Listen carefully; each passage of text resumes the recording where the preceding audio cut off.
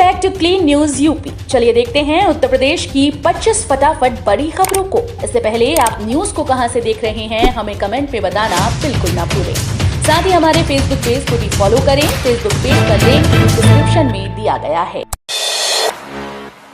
गोरखपुर में खुलेगा सेना भर्ती केंद्र, युवाओं को नहीं लगानी पड़ेगी वाराणसी की दौड़। बस्ती और गोरखपुर मंडल के युवाओं को सेना में भर्ती के लिए वाराणसी तक की दौड़ नहीं लगानी पड़ेगी। जल्द ही गोरखपुर में भर्ती केंद्र खुल जाएगा, इसकी प्रक्रिया शुरू हो गई है। गोरखपुर बस्ती मंडल में प्रतिवर्ष 60,000 से अधिक युवा सेना में भर्ती की तैयारी करते हैं। इन सबको दौड़, शारीरिक स्वास्थ्य परीक्षण सहित अन्य औपचारिकताओं के लिए वाराणसी जाना पड़ता है। गोरखपुर या आसपास के जिलों में भर्ती का केंद्र नहीं है। इसका संज्ञान मुख्यमंत्री योगी आदित्यनाथ ने लिया और सेना के आला अफसरों से बात करके गोरखपुर में भर्ती केंद्र खोलने का सुझाव दिया था। जीआईडीए में बनेगी फ्लैटेट फैक्ट्री, 3 महीने में शुरू होगा निर्माण। गोरखपुर औद्योगिक विकास क्षेत्र में स्थापित होने वाले फ्लैटेट फैक्ट्री कॉम्प्लेक्स के लिए जल्द ही टेंडर जारी कर 3 माह के भीतर निर्माण शुरू कर दिया जाएगा। करीब 33 करोड़ रुपए की लागत से स्थापित होने वाले एफएफसी को केंद्र सरकार से अंतिम स्वीकृति मिल गई है। इसके बाद गारमेंट हब विकसित करने के लिए गोरखपुर औद्योगिक विकास प्राधिकरण ने तेजी से काम शुरू कर दिया है। वाराणसी कैंट स्टेशन पर कम खर्च पर मिलेंगी सितारा होटल जैसी सुविधाएं। रेलवे ने बनाया जबरदस्त प्लान। नव्य, भव्य और दिव्य काशी विश्वनाथ धाम के निर्माण के बाद काशी में बड़ी सैलानियों की संख्या को देखते हुए रेलवे विभाग भी यात्रियों की सुविधा बढ़ाने की तैयारी में जुट गया है। कैंट रेलवे स्टेशन परिसर में ही मुंबई के चर्च गेट स्टेशन की तरह आधुनिक सुविधाओं से युक्त नया विश्रामालय बनाया जाएगा। होटल की तर्ज पर बनने वाले अर्बन पॉड के लिए स्थान चयन कर लिया गया है। इसका निर्माण पब्लिक प्राइवेट पार्टनरशिप मॉडल पर किया जाएगा। अर्बन पॉड निर्माण के प्रस्ताव के बाद रेलवे की एक तकनीकी टीम कैंट स्टेशन का दौरा कर चुकी है और जरूरी सर्वे कार्य भी पूरा कर लिया गया है। शिक्षकों की कैशलेस स्वास्थ्य बीमा योजना का मसौदा तैयार। परिषदीय स्कूल के शिक्षकों, शिक्षा मित्रों, अनुदेशकों व शिक्षणेतर कर्मचारियों के लिए कैशलेस सामूहिक स्वास्थ्य बीमा योजना का मसौदा तैयार हो गया है। कंपनीज की निविदा व शिक्षक संगठनों से वार्ता के बाद प्रस्तावित बीमा प्रीमियम की राशि तय कर दी गई। पॉलिसी 3, 5, 7 व 10 लाख रुपए की होगी। इसे स्वेच्छा से चुना जा सकेगा। ये बीमा पूरे परिवार के लिए होगा। इसमें दंपति, आश्रित, 2 बच्चे व माता पिता शामिल हो सकेंगे। पीसीएस 2022 प्री का रिजल्ट घोषित, 5,954 अभ्यर्थी सफल। उत्तर प्रदेश लोक सेवा आयोग ने राज्य प्रवर अधीनस्थ सेवा प्रारंभिक पीसीएस प्री परीक्षा 2022 का परिणाम जारी कर दिया है। पीसीएस प्री 2022 परीक्षा में 5,964 अभ्यर्थी सफल घोषित किए गए हैं। अभ्यर्थियों के प्राप्तांक और कट ऑफ आदि की सूचना अंतिम परिणाम घोषित होने के बाद आयोग की वेबसाइट पर उपलब्ध कराई जाएगी। आयोग ने स्पष्ट किया है कि संबंध में जन सूचना अधिकार अधिनियम 2005 के अंतर्गत पृथक से कोई भी सूचना का आवेदन स्वीकार नहीं किया जाएगा। सीएम योगी आदित्यनाथ ने बूस्टर डोज और अफ्रीकन स्वाइन फ्लू से बचाव के लिए दिए दिशा निर्देश। उत्तर प्रदेश के सीएम योगी आदित्यनाथ ने मंकी पॉक्स और कोविड-19 मामले को लेकर लखनऊ में टीम 9 के अधिकारियों के साथ बैठक की। इस दौरान उन्होंने कहा कि पीएम नरेंद्र मोदी के दिशा निर्देशन में टेस्ट, ट्रीटमेंट और टीकाकरण की रणनीति के सफल क्रियान्वयन से यूपी में कोविड पूरी तरह से नियंत्रण में है। इसके अलावा कोविड अस्पतालों के न्यूनतम 10 बेड मंकी पॉक्स संक्रमित मरीजों के लिए आरक्षित करने का निर्देश दिया। यूपी में 34 करोड़ से अधिक लोगों को कोविड का टीका लग चुका है। इसके साथ ही 15 साल से ऊपर की आधी आबादी को टीके की कम से कम 1 डोज लग चुकी है। यूपी बोर्ड में व्यक्तिगत परीक्षार्थियों का पंजीकरण केंद्र बनेंगे राजकीय स्कूल। यूपी बोर्ड में व्यक्तिगत परीक्षार्थियों के लिए इस बार भी केवल राजकीय विद्यालय अग्रसारण केंद्र बनेंगे और एक केंद्र अधिकतम 1000 आवेदन अग्रसारित करेगा। बाहरी राज्यों के केवल वही विद्यार्थी आवेदन कर सकेंगे जो 2 वर्षों से यूपी में निवास कर रहे हों, लेकिन फेल परीक्षार्थियों या कश्मीरी विस्थापितों पर यह नियम लागू नहीं होगा। यूपी बोर्ड के हाई स्कूल व इंटरमीडिएट की यूपी बोर्ड 2023 की परीक्षाओं में शामिल होने वाले व्यक्तिगत परीक्षार्थियों के लिए आवेदन पत्रों की उपलब्धता, पंजीकरण, अग्रसारण केंद्र निर्धारण की नीति जारी कर दी गई। 33,106 अभ्यर्थी उत्तर प्रदेश और बिहार में देंगे एसएससी सीजीएल टियर 2। कर्मचारी चयन आयोग की ओर से संयुक्त स्नातक स्तरीय परीक्षा 2021 की टियर 2 परीक्षा 8 व 10 अगस्त को ऑनलाइन होगी। मध्य क्षेत्र के अधीन उत्तर प्रदेश और बिहार के 106 केंद्रों पर टियर 2 में 33,106 अभ्यर्थी परीक्षा में शामिल होंगे। क्षेत्रीय निदेशक राहुल सचान ने बताया कि 8 अगस्त को 2 शिफ्ट 9 से 11 बजे और 2 से 4 बजे तक क्रमशः पेपर 1 व 2 होगा। जूनियर स्टैटिस्टिकल ऑफिसर पद के सापेक्ष आहर अभ्यर्थियों के लिए 10 अगस्त को सुबह 10 से 12 बजे तक पेपर 3, जबकि असिस्टेंट अकाउंटेंट ऑफिसर पद के लिए आहर अभ्यर्थियों के 2 से 4 बजे तक पेपर 4 होगा। उत्तर प्रदेश में आज गुरुवार से मानसून फिर पकड़ेगा रफ्तार, इन जिलों में होगी झमाझम बारिश।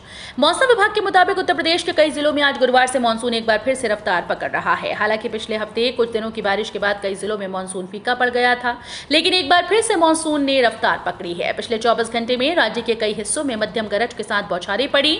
वहीं आज गुरुवार से शनिवार तक मानसून की रफ्तार पकड़ने की उम्मीद है। मौसम विभाग के निदेशक जेपी गुप्ता के मुताबिक मानसून ट्रफ लाइन फिलहाल अपनी सामान्य स्थिति से दक्षिण की ओर से उत्तर प्रदेश की ओर चल रही है। उन्होंने कहा कि अगले 3 दिनों के दौरान मानसून के धीरे धीरे उत्तर की ओर बढ़ने की संभावना है। आधा घंटे पहले पहुंचेंगे गोरखपुर से नैनीताल, बाग एक्सप्रेस की बढ़ेगी स्पीड। गोरखपुर से काठगोदाम जाने वाली बाग एक्सप्रेस जल्द ही बिजली के इंजन से फर्राटा भरेगी। गोरखपुर से काठगोदाम तक रेल लाइन अब पूरी तरह से इलेक्ट्रिक हो गई है। ऐसे में अगले सप्ताह से ये ट्रेन बिजली के इंजन से दौड़ेगी। इसका सबसे बड़ा फायदा होगा कि लखनऊ में इंजन बदलने के दौरान बेवजह बर्बाद होने वाला आधा घंटा बच जाएगा और ये ट्रेन निर्धारित समय से आधा घंटा पहले ही अपने गंतव्य तक पहुंच जाएगी। रामपुर से काठगोदाम तक रूट के इलेक्ट्रीफाइड न होने की वजह से हावड़ा से काठगोदाम जाने वाली बाग एक्सप्रेस का विद्युत इंजन लखनऊ में बदलना पड़ता है। यूपी बीएड के नतीजे अगस्त के पहले सप्ताह में। उत्तर प्रदेश बीएड प्रवेश परीक्षा के नतीजे अगस्त के पहले सप्ताह में जारी किए जा सकते हैं। नतीजे जारी होने के बाद काउंसलिंग की प्रक्रिया शुरू कर दी जाएगी। उम्मीद जताई जा रही है कि 5 अगस्त को बीएड प्रवेश परीक्षा के नतीजे जारी किए जा सकते हैं। काउंसलिंग के लिए उम्मीदवारों को पहले रजिस्ट्रेशन कराना होगा। काउंसलिंग के लिए रजिस्ट्रेशन यूनिवर्सिटी की वेबसाइट पर लॉगिन करके ले सकते हैं।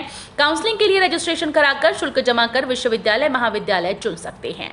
अगर इसके बाद भी सीटें बच जाती हैं तो उसके बाद बची हुई सीट्स के लिए पूल काउंसलिंग कराई जाएगी।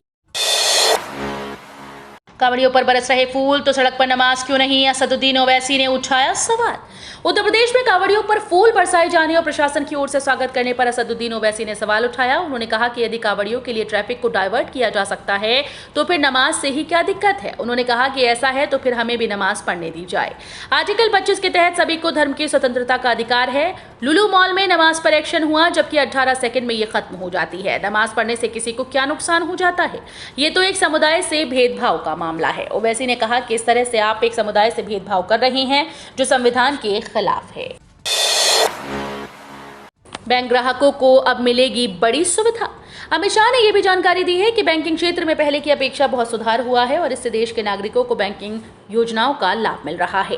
इसके अलावा जनधन योजना के चलते 45 करोड़ नए लोगों का बैंक खाता खुला है। ऐसे 32 करोड़ लोगों को रुपे डेबिट कार्ड का लाभ भी मिला है। अमित शाह ने कहा कि पीएम मोदी के सहकार से समृद्धि का संकल्प से ये सब हुआ। अमित शाह ने कहा कि देश की समृद्धि और आर्थिक उत्थान में सहकारिता क्षेत्र का अहम योगदान होगा। पीएम जनधन योजना के तहत खोले गए करोड़ों नए खातों का डिजिटल लेन देन $1 ट्रिलियन को भी पार कर गया है। ब्याज दर बढ़ने से पहले पीपीएफ अकाउंट में सरकार ने किए बदलाव। अगर आप एक छोटी बचत योजनाओं जैसे पीपीएफ, सुकन्या समृद्धि योजना या एनपीएस आदि में इन्वेस्ट करते हैं तो सरकार की तरफ से समय समय पर किए जाने वाले बदलाव के बारे में आपका अपडेट रहना जरूरी है। सरकार की तरफ से वित्त वर्ष की हर तिमाही को इस तरह की बचत योजनाओं पर ब्याज दरों की समीक्षा की जाती है। पिछले दिनों जून तिमाही में समीक्षा के दौरान सरकार ने किसी तरह का बदलाव नहीं किया था। इससे करोड़ों निवेशकों को झटका लगा था।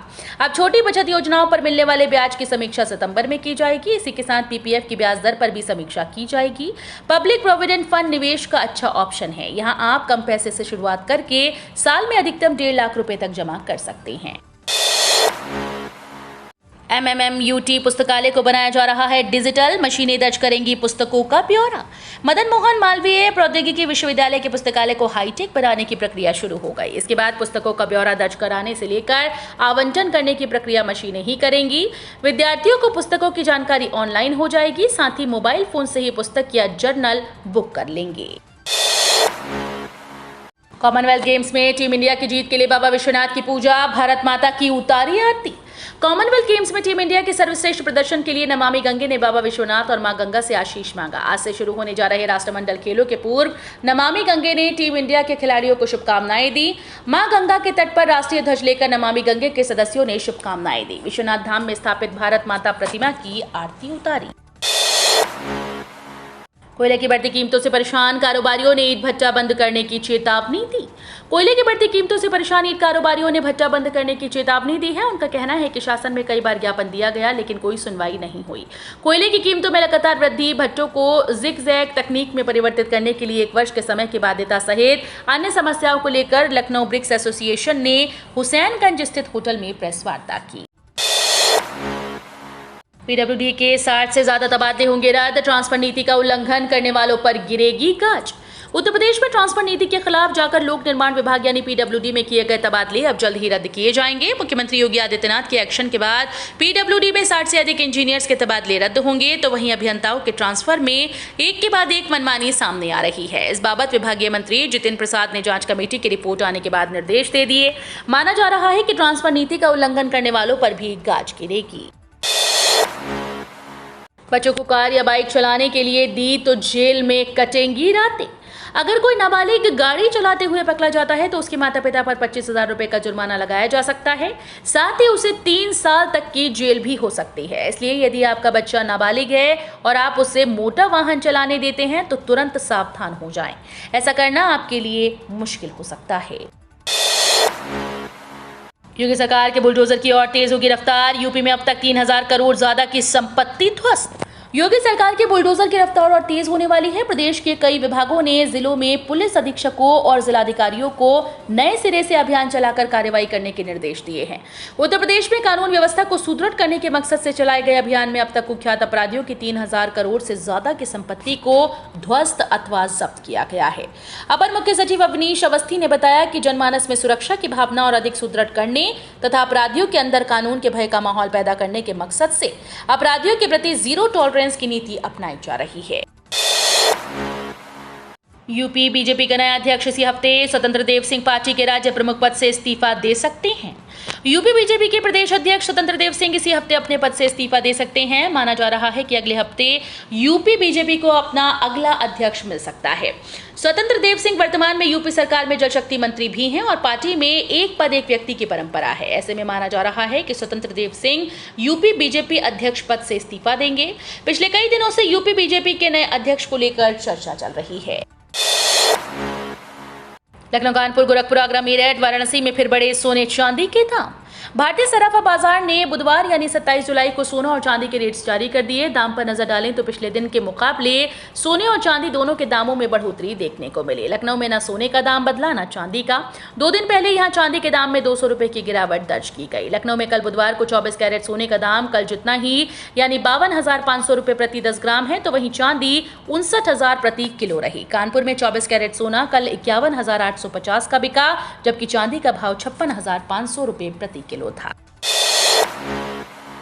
अब चुटकियों में मिल जाएगा आरसी और डीएल, नहीं लगाने पड़ेंगे आरटीओ के चक्कर। शुरू की गई ऑनलाइन प्रक्रिया। परिवहन सचिव आदिल खान ने कहा कि चिप आधारित स्मार्ट कार्ड को क्यूआर कोड आधारित पंजीकरण प्रमाण पत्र और ड्राइविंग लाइसेंस कार्ड से बदलने के लिए एक नई प्रणाली की शुरुआत की गई है। उन्होंने कहा कि इसे केंद्रीय सड़क परिवहन मंत्रालय की अधिसूचना के अनुसार लागू किया गया है। परिवहन सचिव ने कहा कि नई व्यवस्था के तहत दस्तावेज जमा करने, फीस भरने और ड्राइविंग लाइसेंस या आरसी हासिल करने के लिए बार बार डीटीओ कार्यालय जाने की जरूरत नहीं होगी। पेंशनर लाइफ सर्टिफिकेट के लिए खुद प्रस्तुत होने के अलावा विकल्पों का भी कर सकते हैं इस्तेमाल। पेंशनर और पारिवारिक पेंशनर भारत सरकार के जीवन प्रमाण पोर्टल सहित अन्य कई माध्यमों से बिना कोषागार गए अपना जीवन प्रमाण पत्र दे सकते हैं। अपर मुख्य सचिव वित्त प्रशांत त्रिवेदी ने सभी जिलाधिकारियों को पत्र भेजते हुए जीवन प्रमाण पत्र प्रस्तुत करने के लिए दिए गए समस्त विकल्पों को लागू करने के निर्देश दिए हैं। पेंशनर पारिवारिक पेंशनर को जीवन प्रमाण पत्र प्रस्तुत करने के लिए दिए गए डिजिटल विकल्पों में भारत सरकार के जीवन प्रमाण पोर्टल के अलावा जीवन प्रमाण ऐप, डाकघर, बैंक और जन सुविधा केंद्र तथा भारत सरकार के उमंग पोर्टल पर उपलब्ध लिंक के माध्यम से प्रमाण पत्र प्रस्तुत किया जा सकता है। यूपी के 2 लाख बिजली उपभोक्ताओं पर कार्रवाई की तैयारी। यूपी के कुछ बिजली उपभोक्ता बिजली विभाग के लिए जी का जंजाल बन गए हैं, या यूं कहें कि इन उपभोक्ताओं ने बिजली विभाग के नाक में दम कर दिया।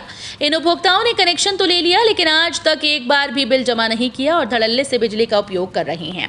ऐसे उपभोक्ताओं की विभाग ने अब लिस्ट तैयार कर ली है। मामला बरेली का है। यहाँ के ग्रामीण क्षेत्र के करीब 2 लाख बिजली उपभोक्ता ऐसे हैं जो बिजली निगम को करीब 25 करोड़ रुपए का हर महीने नुकसान पहुंचा रहे हैं।